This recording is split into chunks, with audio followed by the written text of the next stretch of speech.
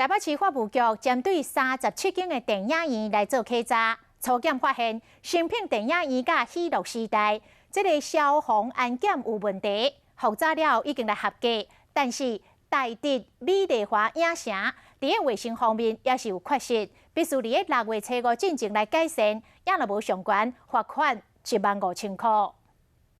看电影就惊无安全，会影响到都心甲健康。台北市法务局针对台北市37间电影院稽查，发现成品电影院喜乐时代影城消防安检无合格。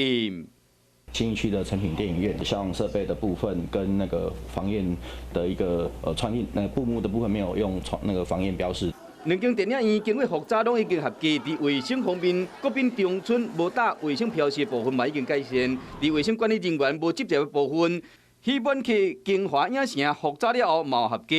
美丽华台德影城目前是因为卫生管理人员无执照，必须伫6月初5进前改善。不一样还没有改善，可以罚3000元到15000元。美丽华影城表示讲，会伫期限内完成改善，无想要加讲，嘛强调讲会认真替人去维护因的卫生甲安全。